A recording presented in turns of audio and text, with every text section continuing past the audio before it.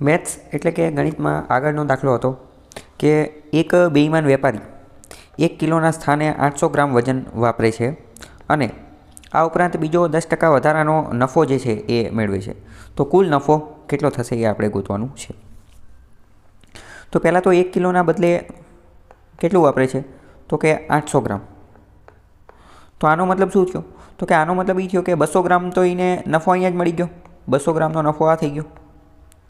અને આ ઉપરાંત 1000 ગ્રામ 1 કિલો એટલે શું? 1 કિલો એટલે કે 1000 ગ્રામ બીજો 10% નફો મેળવે છે. તો 10% એટલે આપણે એવું કહી શકીએ કે 1/10 એટલે કે 10માં લઈ અને 11માં વેચતો હશે. તો એક રીતે બીજો 100 ગ્રામનો નફો એને અહીંયા પણ મળી ગયો ને. બીજો 100 ગ્રામનો નફો જે છે એ એને અહીંયા પણ મળી ગયો. બીજો 100 ગ્રામનો નફો અહીંયા મળી ગયો. તો ટોટલ 200 ઓલા અને 100 આ, તો ટોટલ કેટલો થાય? તો કે 300 ગ્રામનો નફો થાય. 300 ગ્રામનો નફો. તો આપણે જોઈએ કે 300 ગ્રામનો નફો કોની ઉપર? તો કે આ 300 ગ્રામનો નફો જે છે, 300 ગ્રામનો નફો તો કે એ કોની ઉપર હશે? તો કે 800 ઉપર. 800 ઉપર 300 ગ્રામનો નફો. 0 0 ઉડી જાય તો જવાબ શું આવે? 3/8. ટકા માટે ગુણ્યા 100 અને ટકાની નિશાની.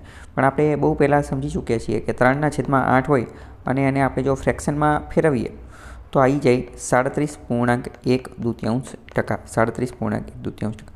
તો આ જે છે જવાબ આવી જશે અને અહીંયા પણ જવાબ જે છે એ જ આવે છે. બીજી મોસ્ટ ઇમ્પોર્ટન્ટ વસ્તુ, હવે અહીંયા તો ચલો આપણે જોઈ લીધું કે અહીંયા 10માંથી 11 બની જાય છે અને અહીંયા આપણને બંને જગ્યાએ 10-10નો રેફરન્સ મળતો. પણ જો એવું ન થાય તો શું કરવું? તો એ પણ આપણે સમજી લઈએ. માની લો કે આપણે આવું કંઈ નથી કરવું, આ નથી કરવું, તો અહીંયા આપણે એ પણ સમજી શકીએ. ચલો કે પહેલાં 1 કિલોની બદલે 800 ગ્રામ વેચે છે તો 200 ગ્રામનો ફાયદો આ થઈ ગયો.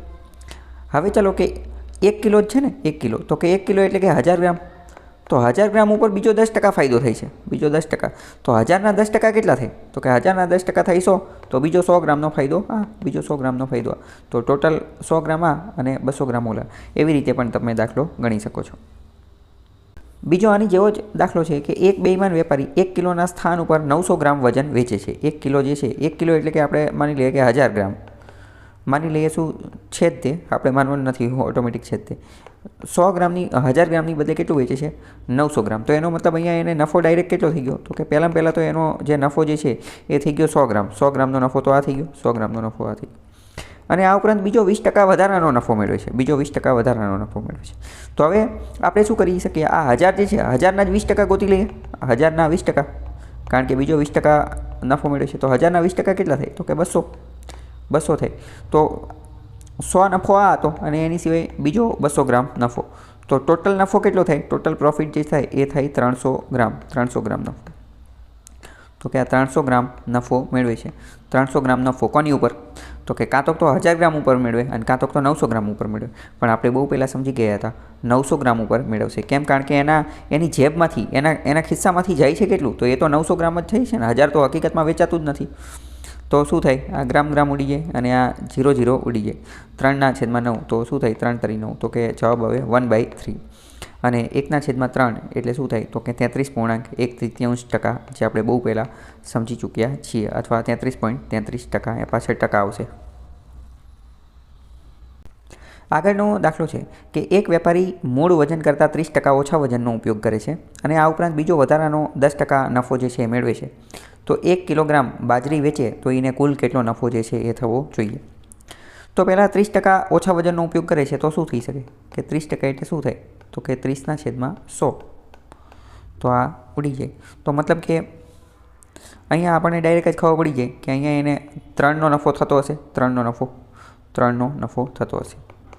કારણ કે આપણે નીચે જે છે એ શું લઈએ છીએ? તો કે નીચે મૂળ કિંમત અને ઉપર જે હોય એ શું હોય? એ નફો હોય. તો અહીંયા એને 3નો નફો થાય છે. 30% આવું કરે ત્યારે.